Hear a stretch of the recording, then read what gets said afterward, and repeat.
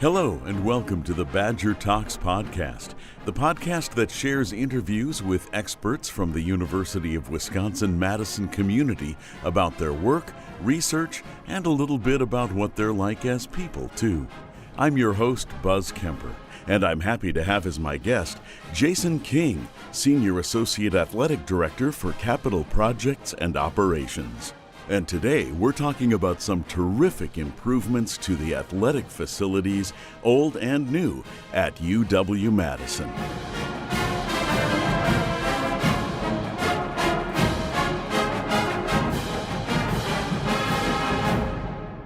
Jason King, thanks for doing this. I always enjoy talking to all the different people at UW about what they're usually it's about what they're researching or, some kind of like sciencey stuff. And here we're talking about new facilities and things that, buildings and facilities that the people involved in UW athletics can actually, get their hands on and do stuff with. So what is in the works right now as far as new facilities? Yeah, we've had a very busy last year, and this summer has been really busy for us. Probably the biggest project that athletics has ever done is going to be this new indoor practice facility that we're in the middle of design. We're actually the shell, just a historic building, will actually come down later this fall. And that will be the location that the new indoor practice facility be built. Okay. It'll be a new indoor 100-yard football field with all the amenities you need to support that. There'll be a new indoor track that's in this facility as well. That'll be elevated, which is kind of unique and cool. And then again, I go back to all of the student athlete support facilities that are going to be in this building. So there'll be new sports medicine. That'll be, Camp Randall's kind of our hub in athletics for all of the sports. Right. So we'll have a new sports medicine area that'll again be much larger, have all the amenities needed for there. There'll be new locker rooms for some of our sports. There'll be a brand new dining center. Wow. For our student athletes as part of this facility, a new weight room. And so again, this is going to be a transformational project for our whole athletic department. This is probably the biggest one that we've had in a number of years. And so I'm excited to get going on that one. Yeah. What's the target date for completion of all that? Everything will be complete in 2027. Terrific. So again, we're in the midst of design right now. We'll start construction here probably in the spring. Cool. And we'll start the demolition, like I said, of the shell this fall. Okay. Actually in September, so not that far away. Wow. We're moving. Way. Jeepers. Okay. Yeah. We did about a $45 million project over at the Kohl Center where we're expanding over the loading dock area and really adding a lot of student services type facilities. So new weight room, a new academic center, a new sports medicine area, just to name a few things. And so that project is in its kind of final phase. We opened up part of it here earlier this spring. And the last phase will be complete later this winter in January. So a lot of new neat things going on over at the Kohl Center that support our student athletes. We're also shrinking the ice rink for our hockey team. Yeah, I was going to ask about that because my company, Audio for the Arts, we do sound for the high school graduations, and 4 of the high schools in town use the Kohl Center, and we couldn't do the graduations this year. And I said, oh, what's going on? And somebody said, oh, they're shrinking the size of the hockey rink. And I thought, that's a sentence I never thought I would hear. So explain, why is that happening? Well, back in '98 when the Kohl Center was built, they built a rink that was international size. And so our hockey rink has been kind of oversized for the last number of years. And I think there's 2 or 3 in the country left that are oversized. Most everyone else went to an NHL National Hockey League sized rink, which has been something that we've wanted to get done for the last number of years, and we're able to make it happen this summer. It's just literally what it is. I mean, we're taking the rink down about 8 feet, and it's gonna it'll play quicker. It'll be a much quicker brand of hockey that you'll see in the Kohl Center. There won't be as much space, so I think it's really good for our hockey programs. And it'll be a nice change that people will see in the Kohl Center this winter. Those bigger rinks have just kind of been phased out and are being phased out. And so, we're going to be coming more in line with what our peers have, and specifically within our league, most of the schools will be at this NHL-sized rink that we'll have now in the Kohl Center. Okay, so I imagine for a while there, I don't want to get too deep into the hockey part of it, but I imagine then for a while some universities would have one size and other universities would have another size, and that must have been pretty difficult for student athletes who are playing at different facilities around the country, right? Yeah, it is challenging, and that is one of the reasons that we're changing. The luxury that we have is when we built the Laban Sports ice rink, we built that to NHL size. That's where our women play, and so when our men would, for example, go on the road and play on a smaller rink, we would practice. Our teams will practice in Laban, so they can get used to a smaller rink and how that kind of feels. And then when we would play home games, we would practice in the Kohl Center on the bigger sheet. So, it goes both ways, though. Incoming visiting teams have to deal with the same thing when they come to the Kohl Center, having it be a different size rink.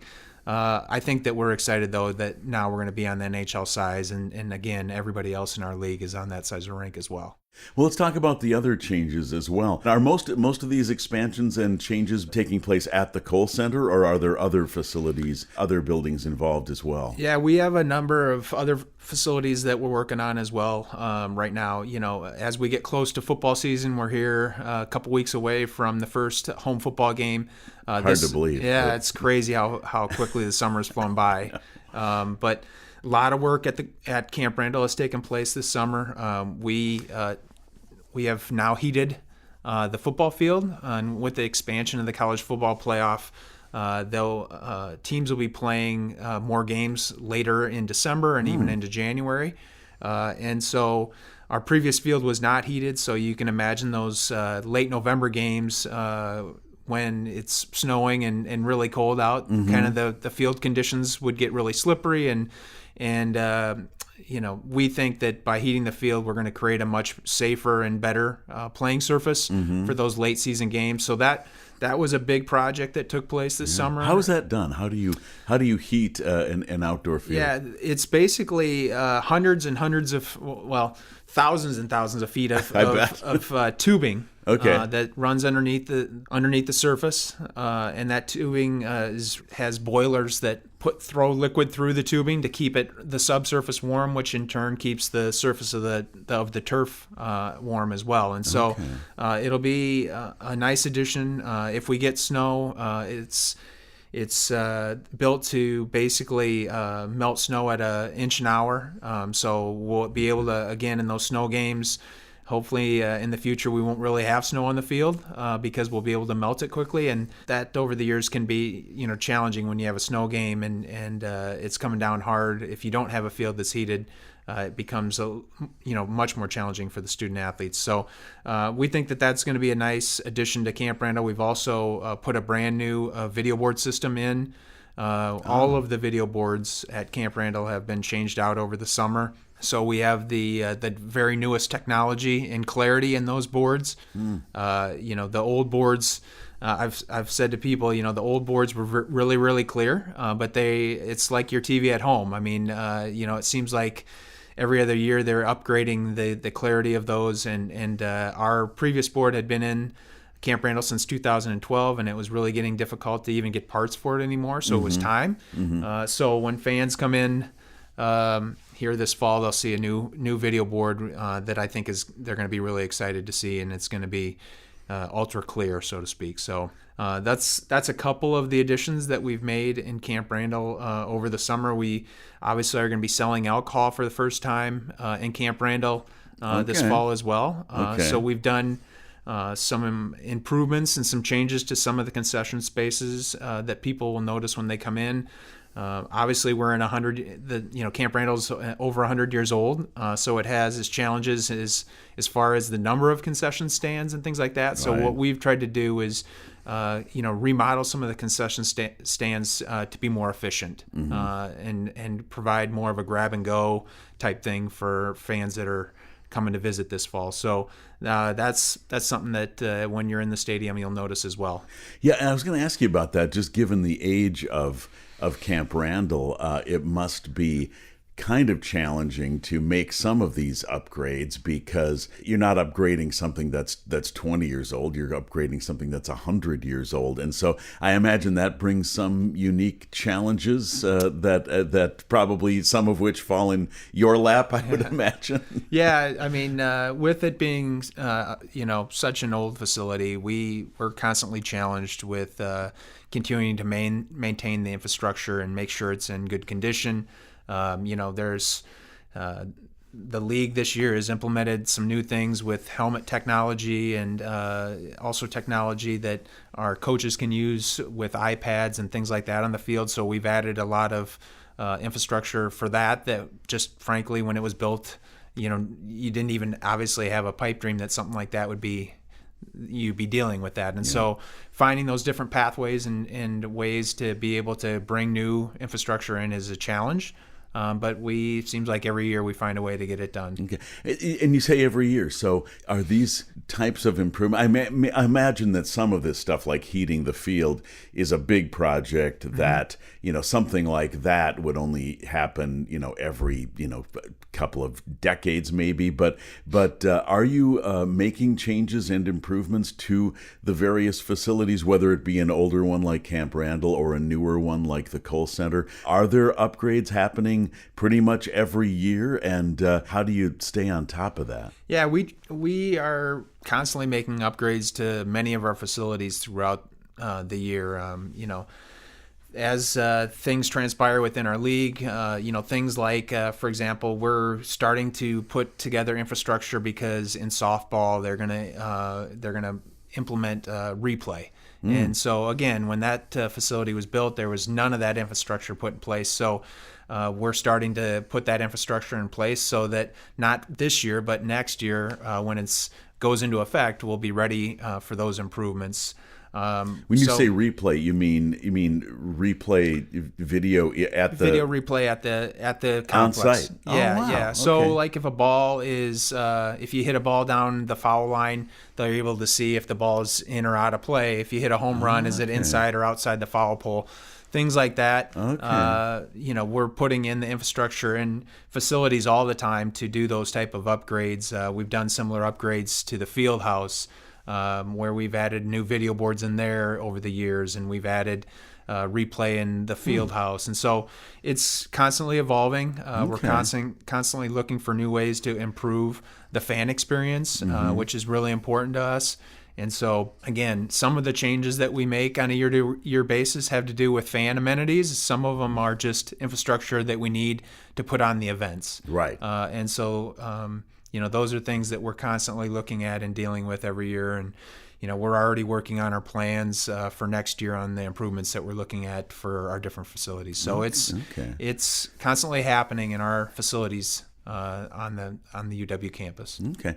So since there are a lot more fans than there are players on the field, let's just ask you, what do you think, since you've been here, what do you think has been the most the fan-based amenity or improvement that you find most exciting or interesting? Oh, geez. Well, I put you on the spot a little bit, but it seems like it's always something new. I mean, it's everything from new apps that we provide for our fans that map out the stadium, that make it easier for them to traverse the stadium and find different things in concession stands and things like that, to things like, a few years ago, and we made some upgrades actually this off season as well to the sound system. For example, in Camp Randall, we're constantly looking for new ways to provide that experience. A number of years ago, we we added, and this was one of my favorites. We added about 800 TVs throughout many of our facilities. So the Cole Center, Camp Randall, the field house, and those TVs are just in the concourses, so that when you're walking through a concourse, you can see not only that live action that's happening, but you can also see different things that are happening within the facility, whether it might be a place that you want to go get a special hot dog or something like that. And so it's pushing out that information, making it as easy as possible for the fans to come and enjoy the experience. And so we're always looking for new things. I think that when fans come in this year, they're going to see some of those new things and be happy with them. And then I imagine some of the stuff is that is geared toward the players is probably not only for keeping within certain regulations, like changing the size of the ice rink, but you mentioned a new sports medicine facility at the Cole Center. So is that a physical change, or is it a change in the personnel? But I imagine this is probably to make sure that injuries are dealt with maybe more rapidly or more efficiently. What tell me a little bit about that. Yeah, I think that's with my job, that's one of the areas that I like to work most, and that is providing a better student athlete experience. Okay. And so specifically the project that we're just completing at the Cole Center, and then we have a large $285 million project that we're moving forward with right now in design for a new indoor practice facility and support facilities for sports over in the Camp Randall complex. Those are the projects that really get my blood flowing, because it's to be able to see student athletes come in and be able to take advantage of a new sports medicine area that has all of the greatest technology, from relaxing float beds to making sure that it has that technology for x-ray machines and things like that. We'll be implementing MRI machines over at Camp Randall in the future. So improving those amenities for those student athletes that they can use on a day-to-day basis to keep their well-being in a good place, and to make sure if they do have injuries that we have the right technology to be able to help them rehab those injuries and things like that. And as part of the Cole Center project, a new weight room. So being able to train your body in a way with all of the newest training equipment is important as well. So, the things that we did at the Cole Center were really important because we just didn't have very much space for those things.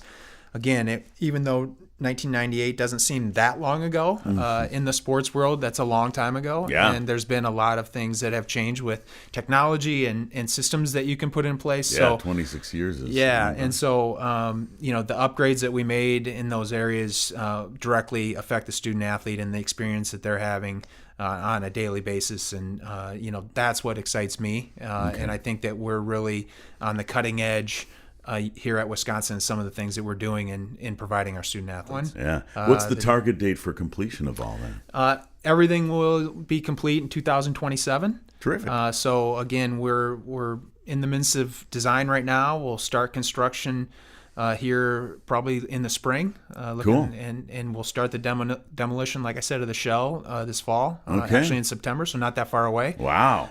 So we're moving. Jeepers. Okay. Yeah, we're moving. Wow, I guess so. Yeah, 2027. That is not that far away. It's not very far at all. Good deal. So, well, that'll keep you busy for a while. Yeah. Dealing with all that. Yeah. That's terrific. Well, I'm talking to Jason King, Senior Associate Athletic Director for Capital Projects and Operations at UW-Madison. And then finally, I like to get to know people a little bit. Like what are you doing outside of your job in athletics? And one thing I know that you already mentioned is that you got a new puppy in your life. Right? Tell me about your I didn't think when I was almost your new 50, family member. Yeah, at 53, I'd be getting a new puppy, but my wife and I got a new chocolate lab puppy, and so Brody came to the King household here in February. Okay, and he's now about 8 months old. Okay, and almost 80 pounds. Wow! So he's growing quickly. So a lap dog. Yeah, well, he thinks he is a lap dog actually. And when he crashes down on top of you, he's there. Yeah. But yeah, we're excited about that. He gets us up every day at 4:30, which is a little rough. Wow. But I've gotten used to that. Man. Now I go to bed at 9. Yeah. But it's been fun. We're kind of active in my family.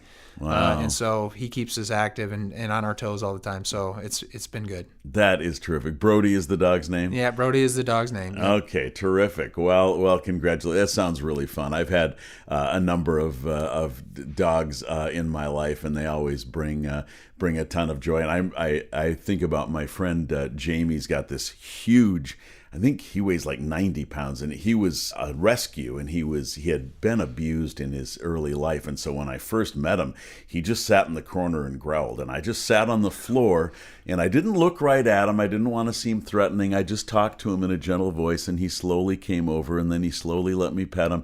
And then we took him to the dog park, and as I was driving, he tried to crawl into my lap as I was driving, and I'm like, I'm glad you like me now, dude, but let's try not to crash. A, right? you're not a lap dog, and B, I'm driving right now. But yeah, that's terrific. Jason King, thanks so much. This has been enlightening. I've learned a lot. Thank you. I really appreciate the time.